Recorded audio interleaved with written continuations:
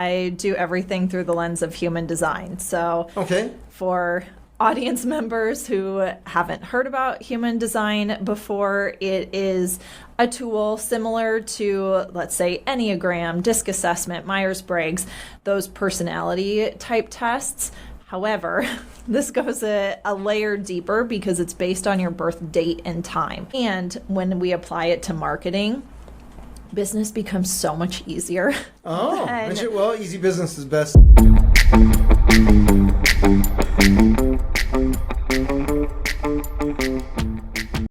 You have found Authentic Business Adventures, the business program that brings you the struggle stories and triumphant successes of business owners across the land. We are locally underwritten by the Bank of Sun Prairie. Downloadable audio episodes can be found in the podcast link found at drawincustomers.com. And today we're welcoming / preparing to learn from Danielle Burken of Danielle Burken Marketing. So Danielle, how is it going today? I'm good. How are you? I am excited because I was poking around your website. Yeah. And you do marketing, but it goes a little deeper than that. It does, a lot deeper. I do everything through the lens of human design. So Okay. for audience members who haven't heard about human design before, it is a tool similar to, let's say, Enneagram, DISC assessment, Myers-Briggs, those personality type tests. However, this goes a layer deeper because it's based on your birth date and time. Okay. So it's not answering any questions, which I feel can sometimes skew your results. Like if you took a Myers-Briggs test, say 10 years ago, and now you've morphed and changed and grown into the person you are today, your answers might differ greatly. However, I kind of hope they would after 10 years. I know, I hope so after 10 years. However, human design, because it's based on your birth date and time, it's really how you are meant to uniquely show up in the world, what your innate strengths are, how you communicate with people, really how you are designed to live in the world. And what I really discovered was, yes, all of these pieces are amazing, and it really helps me live my life in alignment. And when we apply it to marketing, business becomes so much easier. Oh, well, easy business is best. Right? Exactly. Business. Yeah, because then you're not fighting against, your innate strengths. And we hear so much in the business world. Try this, live launch, evergreen funnels. There are so many different ways endless. And then it can get really confusing versus if we tap into our unique strengths, how we are built and wired to show up, and we apply our marketing strategy based on that, it's like it clears out the noise, clears out the clutter, and it's this clear pathway forward. And really what I've noticed, not only for myself, it was like a self-test initially when I built my business, but then I started seeing that, okay, when I apply my human design to marketing my business and really growing my business, wait, can we do this for others? Can I take someone else's human design and help them apply it to their marketing to grow their business in alignment with who they are versus saying, here's how you build your business. And then it feels like, I don't want to build my business this way, or this feels like I'm pushing a boulder up a hill because I'm trying to market in a way that guru told me how to market my business. So they're giving you the template or the funnel. Right, exactly. Like, here's your swipe files, just follow this and you'll make bank. And people are realizing, like, wait, I'm not making bank by following this template or this swipe file. And so it's really discovering, again, your unique strengths and how you are wired to build a business that you actually love, that you want to show up for, that feels really good because it was built here, and then we apply strategy to it. So tell me a story from, you got this marketing company and you use human design. Which of those in your world came first? Oh, that's a really good question. I would say the marketing came first. Okay. I back in 2017, which you wouldn't see on the website now, but I started with a food blog. And Did you really? Yes. A food blog? I was like known for desserts. So when There are worse things to be known for. Exactly. When friends would have parties or, would get together and have dinner together, I was always the dessert person. You'd be the one bringing the dessert. Oh, 100%. And people are like, we got to invite Danielle. We got to get an awesome dessert. Exactly. Oh, that's pretty cool. And at the same time, I was really going through a health journey. It was a couple of years post-college, and I'm like, I need Did you say health journey? Health journey. Those seem to be opposing ideals.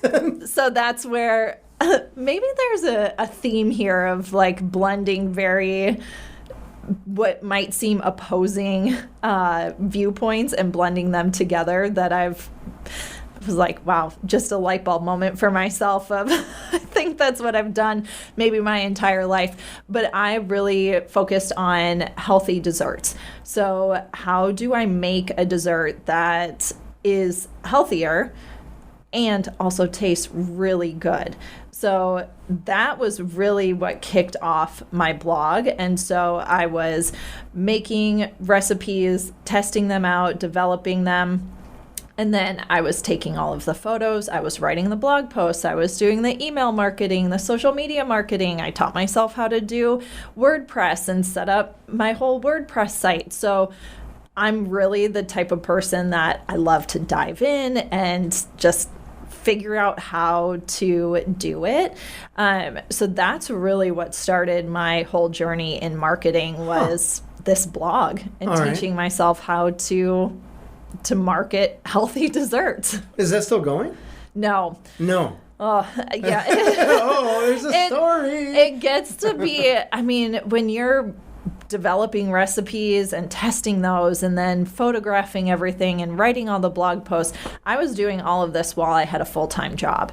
So whoa. Yeah, okay. that wasn't my full-time income. It was something that I was doing on the side in the hopes that someday I'd make it as a blogger and be an entrepreneur. So that was really a common thread throughout basically post-college, that I really wanted to move into entrepreneurship in some form or fashion. And so it took different viewpoints, different ways. And then I left a job that I had previously when I was doing the food blog and went to a marketing agency in Madison. And really the food blog was what helped me get that marketing role, because I was able to share the fact that I did all of this from scratch, built this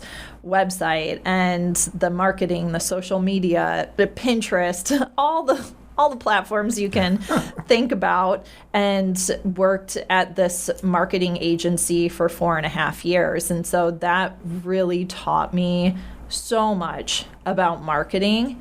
And then I've always had this, how does our innate strengths, how does the universe play a role in what we do and create and manifest and build? And so human design came in somewhere around 2020, 2021 for me. Okay. And for anyone listening, watching, if you Google human design and you start dabbling in it, it's a lot. Like, you can go down a human design rabbit hole, and it's sort of similar in terms of like Myers-Briggs, where they have, ENFJ, or they have the letters to go with everything.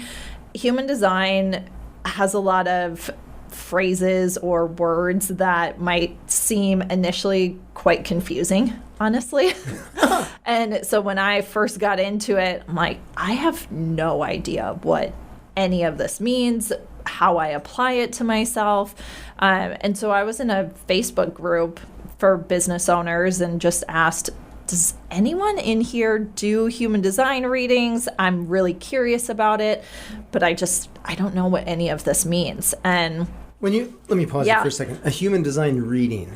Yeah, so basically someone who can read your chart. So when you discover your human design for the first time, and there are multiple websites out there where you can get your human design chart for free. So all you do is plug in your birth date, time, location, and then it gives you all right. on a screen.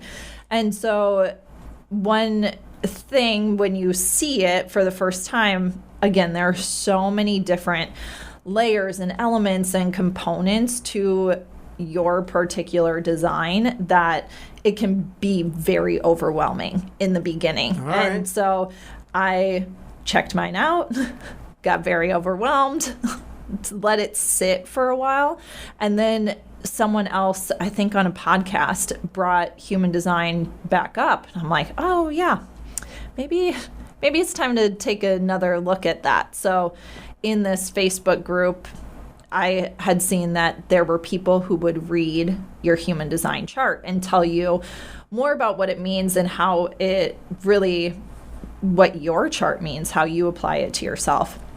And so I get on this call with a woman who lived in Canada, and I had never met her before. I gave her my human design details. We get on this call, and I felt like she was describing me to a T. She's like, do you think this happens for yourself? Does this really describe you?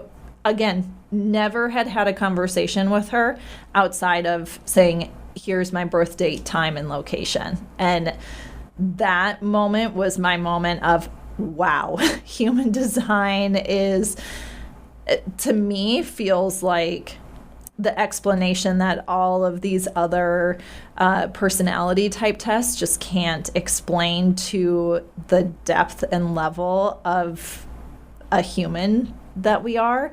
And so I started diving into it even deeper, really discovering, okay, how do I apply it to myself? How do I help others use it?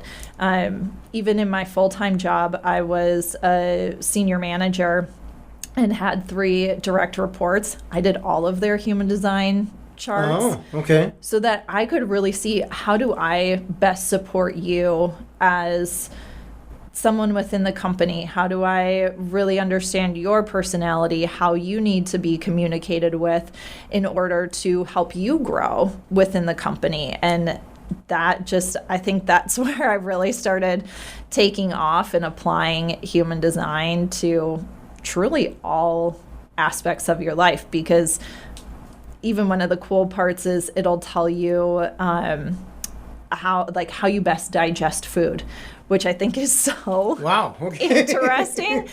So prior to even doing human design and marketing together, I was doing human design and holistic wellness together. Okay. And a client of mine at the time, when I was, once again, entrepreneurship being that like thread throughout my life, she and I did this 6-week program that I had created, and it was based on your human design and how you really meal plan and meal prep, time management, really diving into, these sort of core aspects of our life, how you best exercise, and meditation, mindfulness practices. So I really built this core program around human design and holistic wellness. And a year after we had done this program together, she said, oh, I keep forgetting to tell you, ever since we've done this and I've really leaned into my human design, I've lost 45 pounds just from living my design and eating for my body and exercising the way that my body innately needs it. I'm like, this is so cool. So cool. I just love that it applies to so many different areas and aspects of your life. Yeah. So I want to get into your business as well beyond just human design, but I have crazy curiosities coming up, and maybe I'm just looking at this too logically, so I apologize. But if you have twins, then in theory they would be the same result with human design, or does it come fractions of a second? I mean, it's more minute based. Okay. So if they came out, which, there's probably going to be at least one twin who is going to come out 1 or 2 minutes before the other. Sometimes 1 or 2 minutes can make a difference in the chart. It can. Okay. So typically when I do someone's human design chart or ask for their birth details, we really try to be as specific on the time as possible, because even sometimes 5 minutes can make a difference. I've done my chart before and I've been off by 30 minutes. I plugged it in once and then I talked to my mom and she's like, actually, no, you were born like 30 minutes later. And there weren't any differences. However, if you can be as precise as possible, it's just going to help guide everything in your life so much more. Okay. And you mentioned reading a chart. So you plug in this human design stuff, you get a chart back. Can you describe the chart? Yeah, so the chart essentially it looks like a human torso. So head to, torso area. And then there are triangles and squares throughout the... It's just got a little weird. I know. Okay. It's a little weird. They basically align with the chakra system. So, you think head chakra, third eye, throat chakra. A lot of the human design chart aligns with that. But all of those have a different meaning for you, depending on if you might see them shaded in or not shaded in on your chart. And then there's all of these sort of lines that connect all of the chakras, essentially, for better... Connecting these shapes? Yeah. Okay. Connect all of the shapes, which if those are colored in or they're not, that also has a meaning behind it. So this is where, if you're unfamiliar with human design and you see it for the first time, it can be really beneficial to find someone who knows human design, who can read your chart, to be able to say, and this is what your chart means for you. Because there's 5 types within human design. So similar to Enneagram, where there's 9 numbers, I think, 8 or 9 numbers. Sounds right. Somewhere around there. And they all have a certain meaning behind them.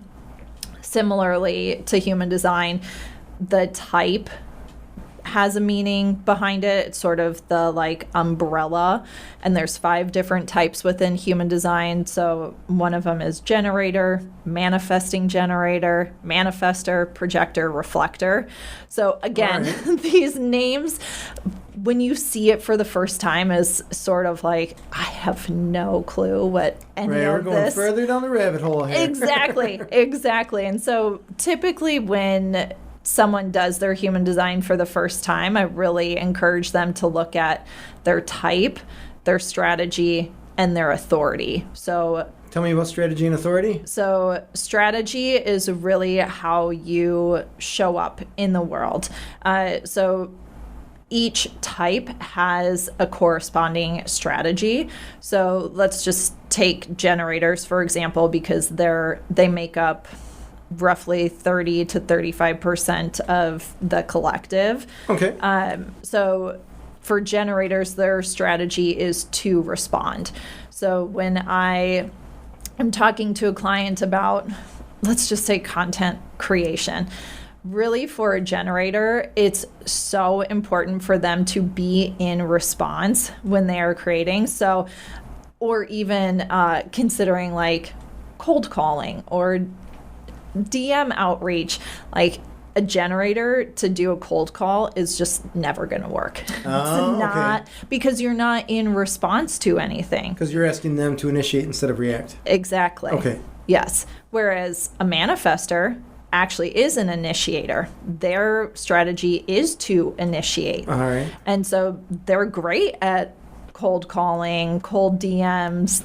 That can actually work for them. But a generator, hard pass. Like Gotcha. it's not gonna work quite the same way for them. So this is where, understanding your human design can really help impact your marketing strategy because you are following your own innate strategy that truly works for you. So when I really got into, I'm a generator, and when I really leaned into that to respond nature, my business just exploded in a way that wouldn't have happened if I was trying to force myself into cold DMs or, just make 15 calls a day to whoever. Like, no, no, does not work for me. All right. But it can work for other types. So strategy aligns with your type. And then authority is how you best make decisions. So I think that's been such an amazing way for me to learn how I want to invest in my business, who I want to invest with, what programs I want to take on, or who I want to work with. I mean, even who I want to work with as a potential client is to really understand how I make decisions. I mean, even in my relationship with my husband, being able to say, I need some time to think about this. His human design, he can make a decision very quickly. I need some time. Okay, And- so ordering pizza with him is easy, with you is harder. Yeah, I'm like, maybe we'll take He's like, a little... Supreme, make it happen. Right, exactly. Okay. So, and there are certain aspects within the authority, that decision maker, that even for me to take some time, if I have lead up time to think about it, let's just take, for example, my coach that I work with. I met her at an event. I saw her speak on stage. We had a VIP table that she was doing sort of a master class at, and I got to experience my work with her. And then there was a couple weeks where we maybe didn't talk, but I was seeing her content out there. I was experiencing her work in that sense. And then when we got on a call and she said, I think you'd be great for coaching together. I can definitely help you with the direction you're going. For me, I then knew immediately. So it was the lead up that allowed me, yes, to make this decision that was very aligned for me. Okay. But if we would have gotten on a call for the first time and I had had no prior experience of her, then I definitely would have needed a bit more time to sort of ride this emotional wave of, okay, do I want to work with this person? Does this feel like the right fit? There are other authorities, other decision makers who, again, they know immediately. Yeah, it's interesting you say that because the call answering service that I have, we're targeting veterinary clinics. Mm-hmm. And a lot of them, there's a lot of empathy, which I get that has to be part of the job. But when I try to get them to sign up, to me, it's so obvious, and they just drag their feet. And I'm like, what are you afraid of? Because it always reminds me of the Blues Brothers. I don't know if you ever saw the Blues Brothers way back when the nun is like, the school's going to close and all this kind of stuff. And Jake is like, you have a problem. We have a solution. You say you don't want the solution, so I guess you're screwed kind of thing. And the nun gets all mad. And I always think, when I present the solution, they know that how we work. They know we're cool. They have a problem. Like, this is chocolate and peanut butter coming together here. Where's the challenge? And I guess I take for granted just the length of time, despite it seeming ridiculous to me, the length of time that people need to make a decision like that. Yeah. When, I don't know, it just seems like, Don't you have other stuff to do? Right. Well, and that, I think that's such the interesting part too about when you know your human design and you know someone else's human design, you can really start to see, oh, okay, this person is going to need a bit more time to make a decision, or this person needs more of a yes no approach. Like, as a very simple example, but my son, who is almost 4, if you give him too many choices, and maybe this is just also a boy at 4, but could be. If you give him too many choices, it's like you can see his brain just short circuiting. Like, this is too much, too many options. I don't know. You're looking at a menu at a Chinese restaurant. Exactly. Okay. Versus if you can ask him, do you want this or this? He can very easily say yes or no to either one. Or if you get the question a lot of, what's for dinner? And you're like, I don't know. I don't know what's for dinner. Or where do you want to go out to eat? If you ask me, well, where do you want to go to eat? My brain freezes. I have no idea. Because there's too many options. Too many options. Okay. But if you say to me, do you want Italian or Mexican? I can be like, yeah, I want Mexican. Sure, okay, great. So narrow down the choices. So now we start narrowing in on the choices versus, let's take a manifester, for example. They're probably going to be much more like, yep, I know what I want, and here's how I'm moving forward with it. And come along. Like, we're going to the Mexican place. Let's go. That's fair. That's fair. I suppose when you tell someone to think of anyone, that's much more difficult than if you say, think of a woman wearing a jean jacket or something like that. Like, oh, yeah, no problem. Here it is. Exactly. So helping people focus. Yes. I get that. 100%. And that's a lot of what I do in my marketing, combining human design and marketing. Is a lot of my clients are the ones who have these amazing big ideas, but they have a notes app full of half-baked ideas that they're like, ooh, this sounds great, but I could do this and I could do that, and what about this, and maybe I should try that. I feel like you're calling me out here. Fair. Not intentionally. No. I always joke that entrepreneurs have a million ideas, and if we can pump the brakes enough that only implement 2 or 3 of them, or 20 of them, we're doing, like, percentage-wise, we're doing so well. 100%. And at the same time, most of us, without outside support, don't know which ones to move forward with. Because again, it's this, well, I could do this, and then I think my people would really like this, and this is a really great idea, and I just got this download the other day, and then it all just sits there because it becomes so overwhelming. So when I work with clients, it's, okay, let's take your human design, let's look at how you are wired to think about things and put it into an actual plan, an action plan to move forward with. And it creates so much clarity for them that it becomes one of those like, oh, this is the idea that I'm meant to move forward with. And then we have an easy plan that we can create from there. And understanding who you're talking to, who's your true target audience. I mean, we hear it a lot, niche down and have that specific person you're talking to. Yeah, exactly. And a lot of my clients are like, but I can work with both men and women, and I can work with people in their 20s and in their 50s.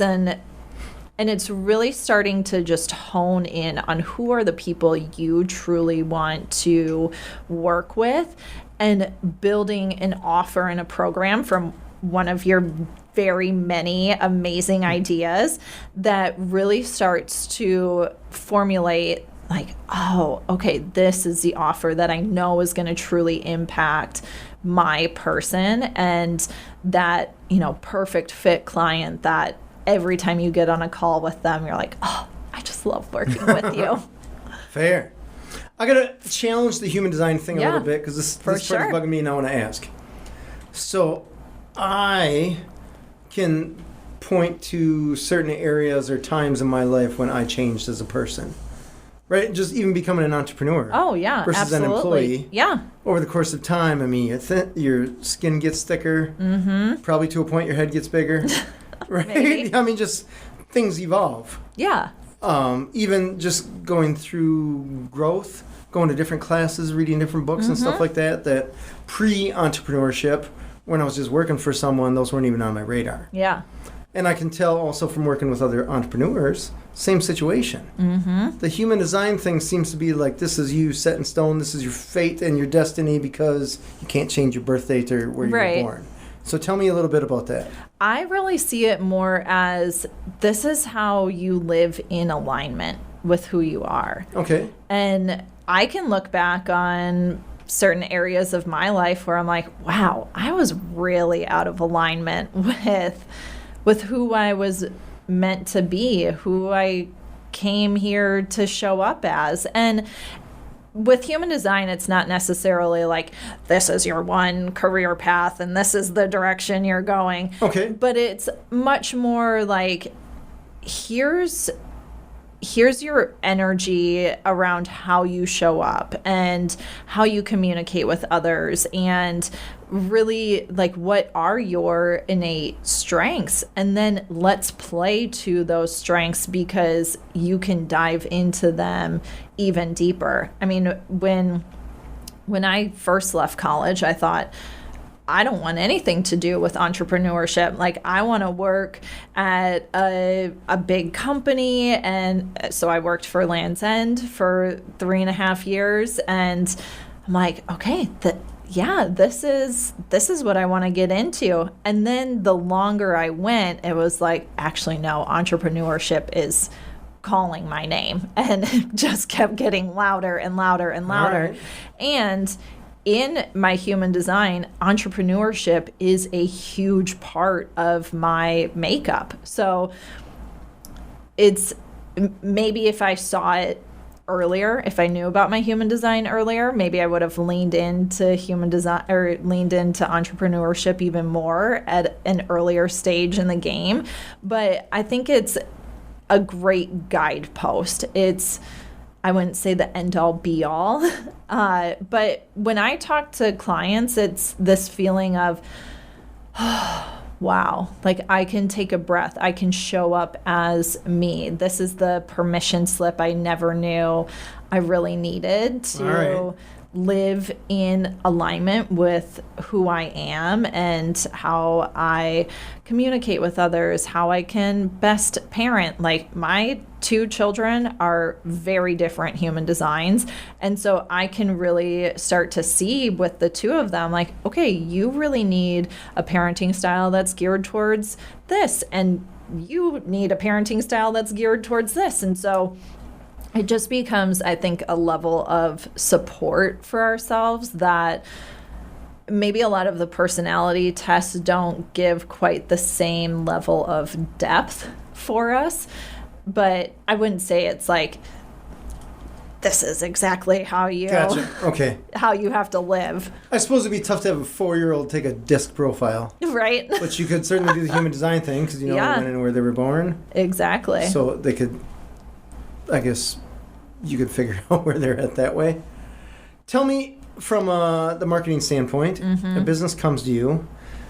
I imagine that there are some people that have started businesses that may not necessarily be in line with where they're at with their human design. Yeah. So I'm trying to think of an example, but I can't off the top of my head. But I imagine you've come across this. Yeah, I would say it comes across much more in the offers they're creating or who it is that maybe they're supporting. It tends to be a lot more of like, well, so-and-so told me I should be on TikTok. And then I heard that this is the way I have to set up my business. And so it's when someone comes to me, it's a lot of releasing the shoulds.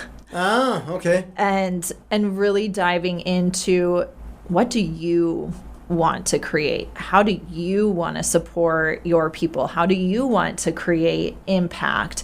And letting go of a lot of the, well, I'm just doing this because I heard some marketing guru tell me that that's how I need to create my business in order to make money. Can you give an example?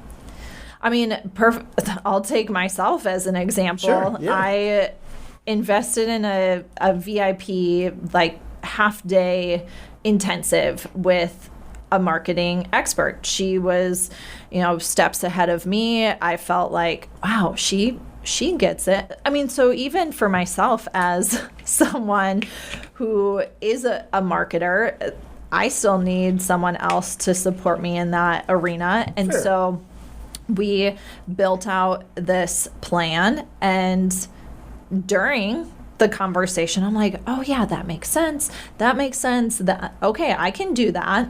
And my authority, my decision maker, can easily be swayed when I'm in conversation with someone. And so when we got out of this intensive, I'm like, wait, I don't actually, I don't have that tug that, I really want to do this sort of deal. And so I started listening to my authority, listening to, okay, if this isn't the direction that I truly want to go, what is?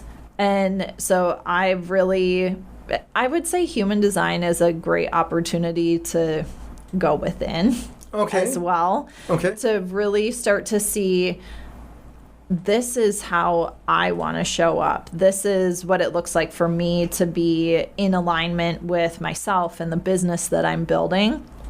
So I honestly scrapped everything. I invested quite a bit of money to do that half-day intensive, and I'm not doing any of it anymore. So was this, just to clarify, was this hey, you got to offer 20% off coupons or something like that? No, or it was you have to be on this media, or help me out? It was, so when I first launched my business, I was doing done-for-you social media.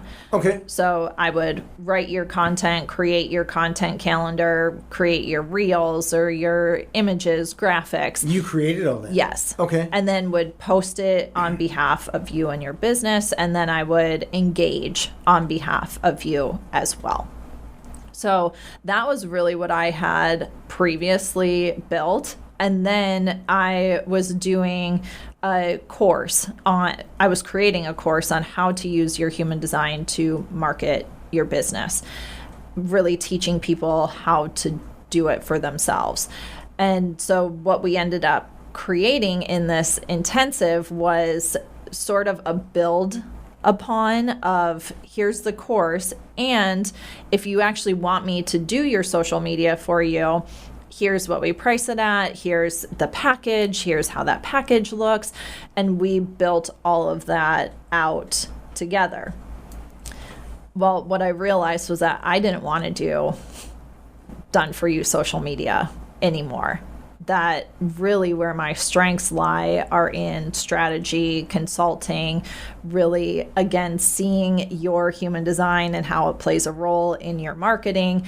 And I didn't want to do the done for you anymore. And I imagine that was using your skill set and your perspective, your human design for another business that may or may not align with that owner's human design. Exactly. Okay. So that's what I love about really diving deeper into their human design, is what's really showing up in your particular human design, so that we can build from that, so that it feels like second nature for you, and not something like, well, let's create this package for you and you can't sell it because you're like, I don't want to do this, or very simple in terms of people who are like, I don't want to be on TikTok, but I keep hearing that TikTok would be a great platform for me to be on. And then either one, they never show up, and then they feel like a failure for not showing up when that's where they think they should be showing up.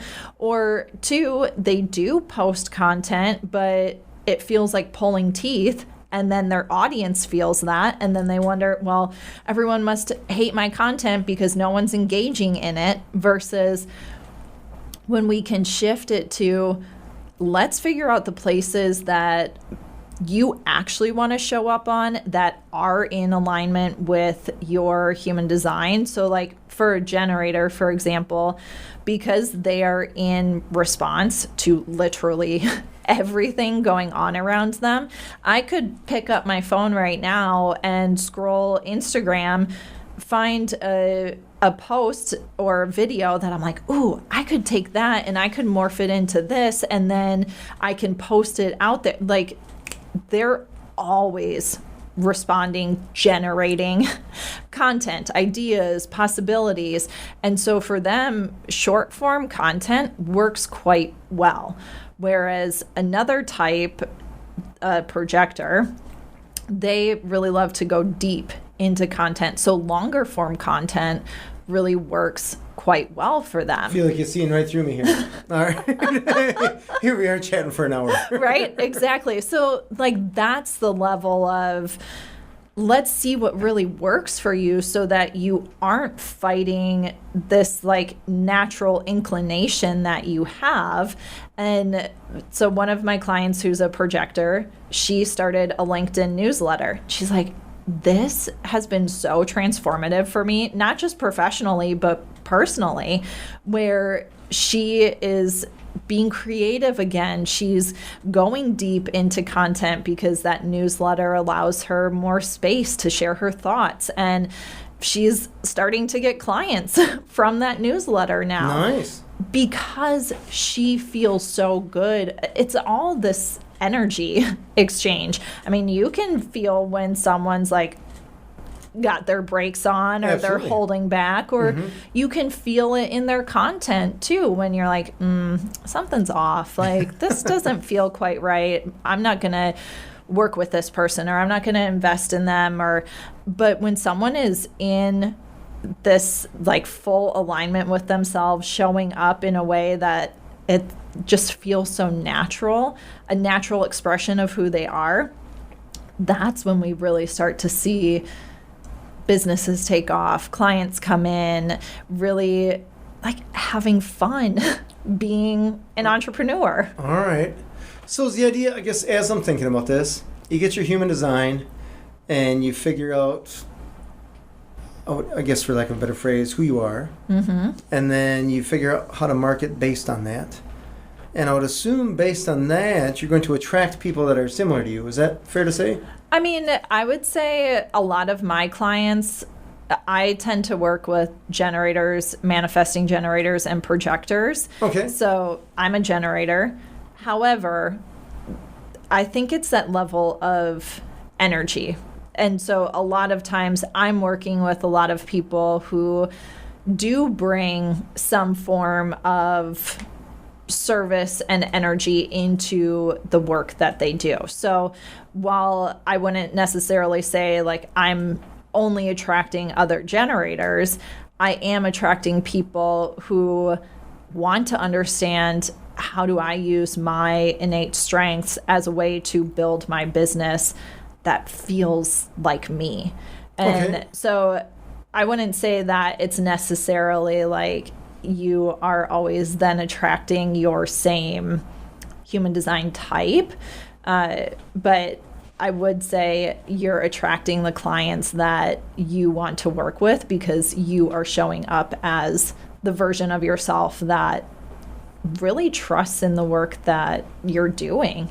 And that's, I think, what shows more to people is, wow, they believe in the work that they're creating and that they're getting results around it. And now I want to work with that person. Gotcha. Okay. Let me put this in more real world perspective from I guess from what we have going on with vet receptionists. Yeah. We have a daily email going out now, and it took us a little bit to refine it. Mm-hmm. It's not something that I put together. It's one of my, a few of my employees put together, mostly one. And I'm going to dare say my guidance. I don't mean that like I'm some guru. I guess it was reflecting, I guess it would be my personality, but I would dare say as well some of their personality as well. Mm-hmm. So in the veterinary world, it's very serious. I mean, it's medical and all that kind of stuff, but that's someone's animal, so people care about that and all that jazz.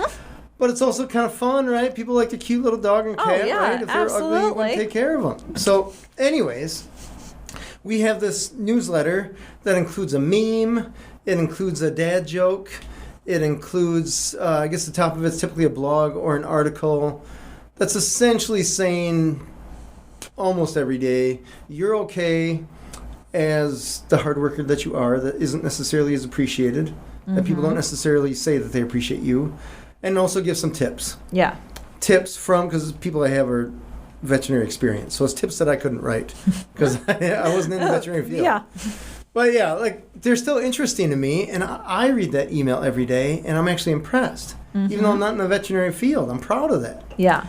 But I say that to say, because we have the meme and because we have the dad joke and stuff like that, there's a little bit of tongue-in-cheek and a little bit of, I'm going to say something like open comfort. Instead of being so rigid and professional, like we're IBM kind of thing or something like that. So I feel like, I guess, to come full circle to a point, I feel like we'd be attracting, or the people that would be interested in doing business with us are going to be the kind of people that like, hey, I like dad jokes. Yeah. I like memes. I like the ideas, and it's not so rigid. I'm not dealing with someone that doesn't have a sense of humor. So I guess my point was that since we have that as, I guess, the character of the business, we're attracting people that are comfortable with that character of business. 100%. We're the people that are probably crazy psycho. You're a business, so you have to be whatever, like, navy blue and capital letters. And, right. Well, I guess I am picky about capital letters, but maybe something like we don't joke here, right? It's all medical jargon and all that kind of stuff. Yeah, then that's not going to be the people that, one, are going to read your newsletter, or two, are going to work with you. And that's okay, because I'm going to guess they probably don't want to, like, they don't want to then work with someone who's so serious all the time. Right.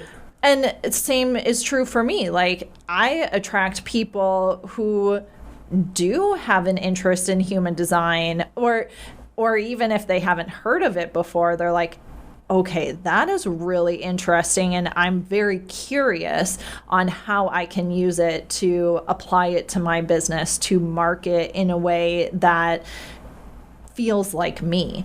And so those are the types of people that I am typically attracting, the ones who want to feel very genuine in their marketing and not show up as a cookie cutter version of some other marketer, some other business owner out there, that this is how they stand out. And so someone who might not want to know their human designer, they're like, just give me the strategy and that's it. I'm like, no, you're not my person. So I guess at that point you become a commodity. Right. And then what's the point? There's thousands of other marketers out there. Right. Like you could go work with the hundreds, maybe thousands of marketers that are right here in Madison.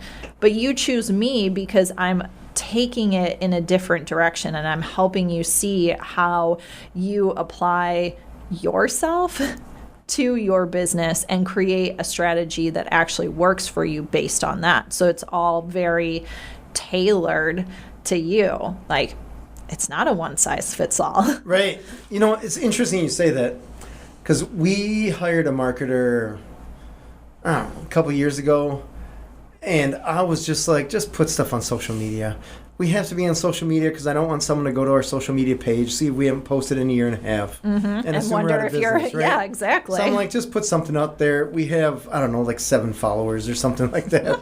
So nothing that I felt was really worth sticking a whole lot of time and effort of my own in.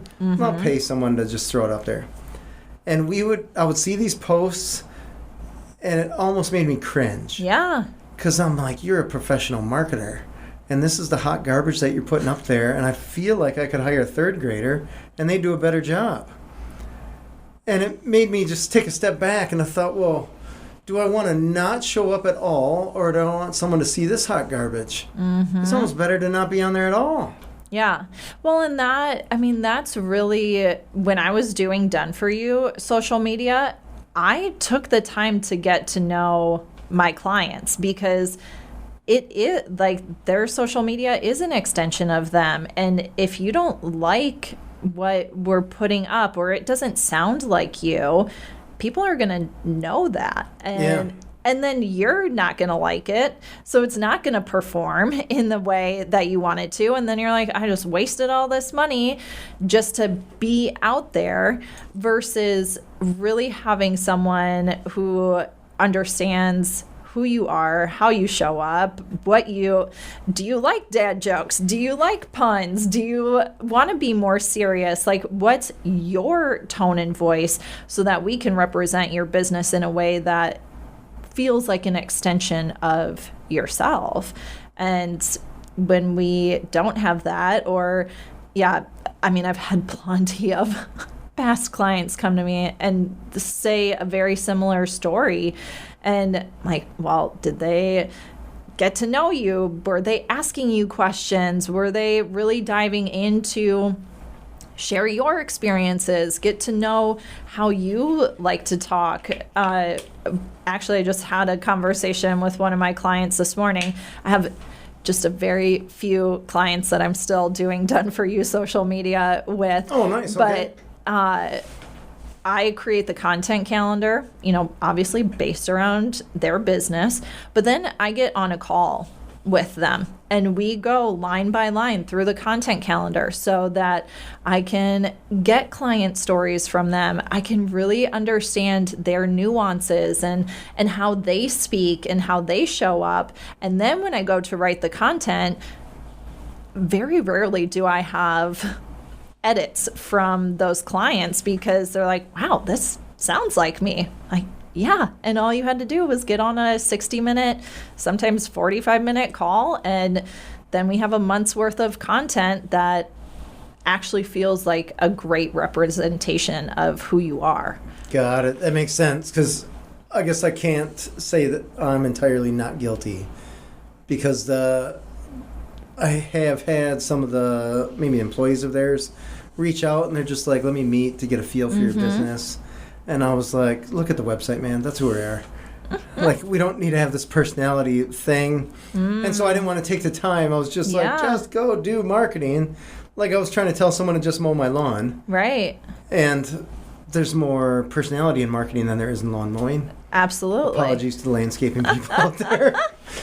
But it's just one of those, like, you're so busy as an entrepreneur. You're just like, you marketing, you sales, you do the stuff that we're actually selling in marketing, that you don't take the time, or at least I didn't take the time, to actually share, like, this is the personality of the business and all that kind of stuff. Because I felt like it would be a waste of time, that they weren't actually doing their job. But I guess now speaking with you, I was wrong.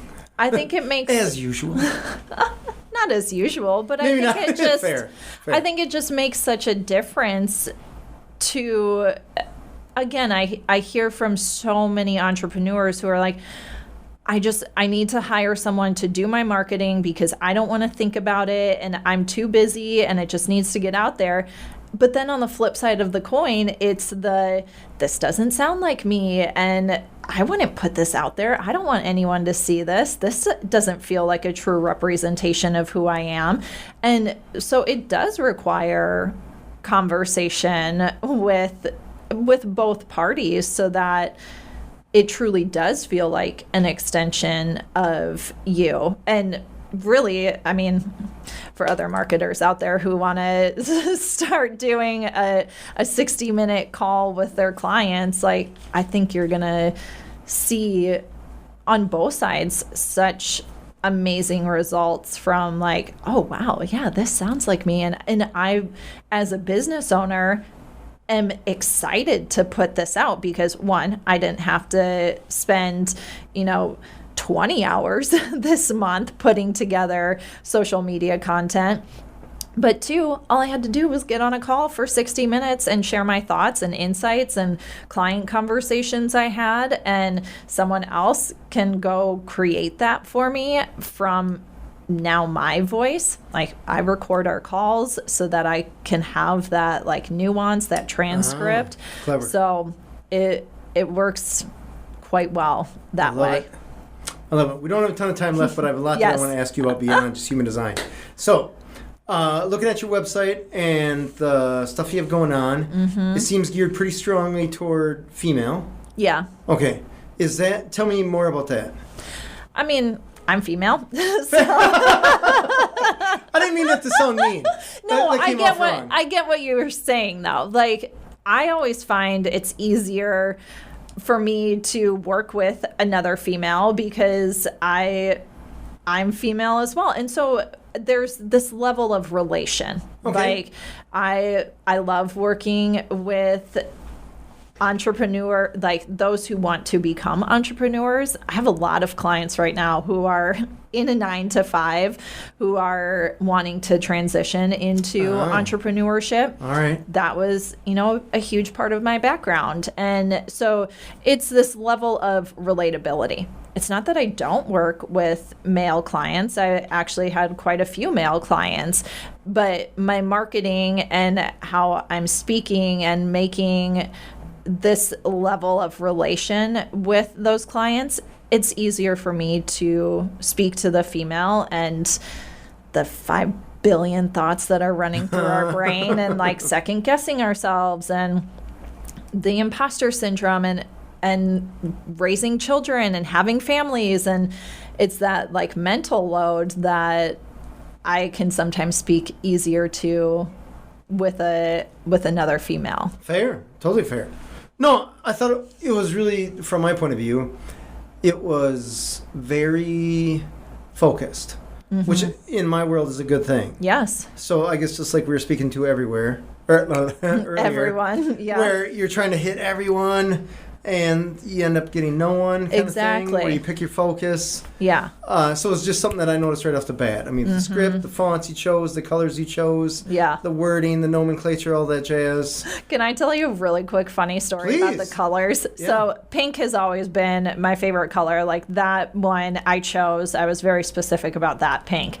However, the green and the orange came about because when I was building my website on WordPress, and I've since switched over to Wix, I could not figure out how to change the green on a template that I had chosen, and it just stuck. So that green came kind of out of nowhere, but I really loved the brightness, the poppiness of it, but that was not one I intentionally chose at first. Oh, I can relate to that because I use WordPress for our sites, and there are times when you're like, I need to change that block. Where are you hiding? Exactly. I could not figure it out. I'm like, well, this is just what we're going with. Right. Oh, that's funny. That's funny. Next thing, you mentioned accountability on your website quite a bit. Yeah. So tell me about that. I mean, as entrepreneurs, it is so easy to get so narrowed in. We're working with other clients and we're trying to build our businesses, and it can feel quite lonely, honestly. Fair. Totally fair. That if you don't have others around you to really have that sense of accountability towards, I mean, especially for me when I was doing done for you social media, it was so easy to let my business slide to the background. And it was kind of I really need to practice what I preach of you need to be out there on social media, and I wasn't doing it. And so having others in my corner of let's just do a working session together, let's do a co-working session where I can focus on my business and marketing my business, that just really was something that I so loved and really brought that sense of community back to marketing, back to entrepreneurship. And so I really believe that having an accountability partner, having someone that you can bounce ideas off of to say, hey, I'm spiraling today. Talk me off the ledge, talk me off of burning down my entire business. And just having someone else there, I think, is so incredible and so important to all of us as entrepreneurs as we continue to build our businesses. No, it's huge. It's huge. There are times that I'll assign something to an employee, or I'll say, hey, employee, I need your help with this. And I'm going to say recently realized that I don't necessarily need their help with it so much as I need to set a meeting with someone so that they're looking over my shoulder so that I'm getting it done. Oh, 100%. And I know that I have to get it done because they're looking over my shoulder. Yeah. Or vice versa, whatever. Because if I, like, hey, James, this is on your list and you got to do this, that's in the someday pile. Right. And even if it's scheduled, you're like, I got busy. Mm-hmm. But if you have that person that's like, hey, man, we're meeting, what's going on? You got to do that thing. Yeah. That's also kind of part of your human design. So I'd be curious to see. There are certain people who are like, you give them a task and they're like, yep, I got it done. I'm ready to go. Whereas someone like me, like, I need a hard deadline, or I need to know that I'm showing up to this accountability session and like, these are the things that I'm going to get done while I'm in that session. I get those things done. But if I'm just like, oh, I put a meeting on my calendar for no, sorry. But like half the time, more than half the time, it doesn't happen. And that's, snooze. Yeah, that's part of my human design. And so I have set up my work days and schedule to help me have that accountability for myself as well. Of like, okay, I'm getting on a call with, other entrepreneurs and I'm telling them, here's what I'm working on and let's check back in. And then you can hold me accountable to what I said I was going to accomplish for this week. All right. Last thing I have for you is I always am curious about people with their family. Mm-hmm. And you go from day job to... Do you have a day job still? This is your business? No, this is full-time now. Okay. So were you with your husband when you went from day job to business? Mm-hmm. How did that conversation go? Rough. Okay. Honestly. Okay. And it was more so because I could see the possibility, and he is a very like... security and this, like, these things have to happen before we can make the leap. And granted, also we had 2 kids who were in daycare. I mean, they still are in daycare, and that's not cheap. So no, it's not. I had to really prove it as a viable option because there wasn't... Prove it on paper? Yes. Okay. Yeah. Here's the business plan. Well, like, hey, I'm making money. This is working. And I have proposals out there and like people are wanting this and I'm really seeing it taking off. So, I mean, I was working my business in the off hours while I was working my full-time job. And I think I had 4 clients before I left my full-time job. So wow, okay. Was working full-time job. I would go on Tuesday nights, I would go to Panera and I would work from 5 to 9 every Tuesday until I left my job. But it was one of those like, this is a sprint. I know entrepreneurship is coming. And so for us, it was this conversation back and forth of, okay, how are things progressing? How many clients do you have? What's the level of income you're bringing in right now? But it was still a leap because when I left, I wasn't making my full-time salary at that point. But within my first year of entrepreneurship, I far surpassed my full-time. Congrats. Thank you. Yeah. So it was tough, to be honest, and I knew that this was something I needed to do, I wanted to do, and so I did the things that needed to happen in order to make it a possibility. And I think there's sometimes that like level of stress of, I have a family and I have a full-time job and I want to make this side business my full-time business. And I think there can be this level of like, but do I want to have all of my time baked into basically working and like where it's going to be really hard. And yeah, in the beginning, like it is going to be this sprint, but for me, it was this like shining light. Like I know this is what I want to do and it's gonna it's going to be the sprint. It's not a marathon because sometimes the marathon can be too overwhelming in terms of like, am I ever going to? You need to ramp up to make him essentially comfortable with it. Exactly. Okay. Yeah. So I really appreciate your honesty there because I'm going to dare say routinely or commonly, get people in the chair that you're at. They're just like, I had all the support in the world. Right. And maybe that's true. And kudos to those that did. But in my case, same situation. Mm-hmm. I didn't even have the conversation with my wife. That's a long story, and I guess I'm not the guest. So don't worry about that. What I do love is the honesty or authenticity of like, that was a tough conversation. Yeah. Did he get over it? Oh, yeah, absolutely. I mean, we just had to be in regular conversation, and I think it was not only a level of on paper, like here's the clients, here's the revenue, here's the potential of what it can be, you know, from like actual proposals I had out there at the time. But it was also for me, like, I can't keep going in a full-time job. Like, this is crushing me. Right.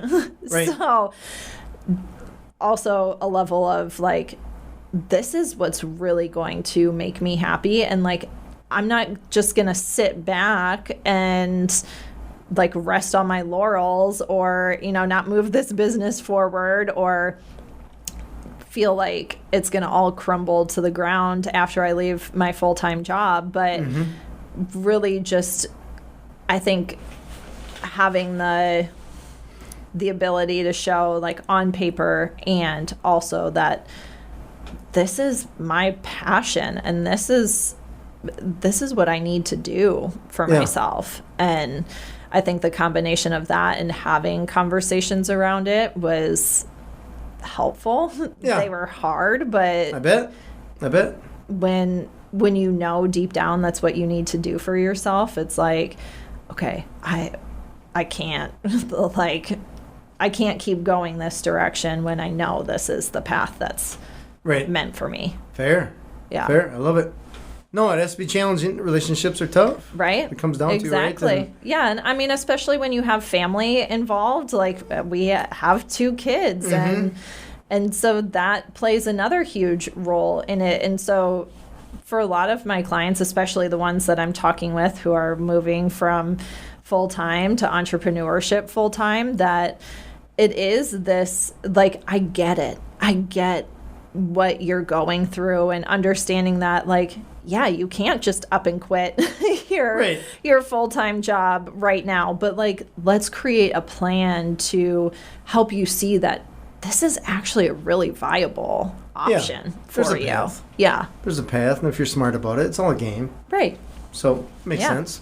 Danielle, where can people find you? So DanielleBurken.com is my website. Easy enough, right? Pretty simple that way. And then I'm primarily on Instagram, _Burken_. So gotcha. Very easy places. _ after the Burken? Correct. Got it. All right. Sweet. Well, thank you so much for being on the show. Yeah, thank you for having me. This was awesome. Yeah, it was fun. I learned a lot. So that's good. Learned something from every guest here. This has been Authentic Business Adventures, the business program that brings you the struggles, stories, and triumphant successes of business owners across the land. We are locally underwritten by the Bank of Sun Prairie. If you're listening or watching this on the web, if you could do us a huge favor, give it the big old thumbs up, subscribe, and of course, share with your entrepreneurial friends, especially those that I suppose need a boost, need to figure out the personality of their marketing. Would you call it personality? Yeah, I think that feels like a great fit. Character, personality? Yeah. Or just anyone in business. They could probably. We got useful tips from Danielle here. We'd like to thank you, our wonderful listeners, as well as our guest, Danielle Burken of Danielle Burken Marketing. Danielle, can you tell us that super easy website one more time? DanielleBurken.com. Doesn't get easier than that. Past episodes can be found morning, noon, and night at the podcast link found at drawincustomers.com. Thank you for joining us. We will see you next week. I want you to stay awesome. And if you do nothing else, enjoy your business.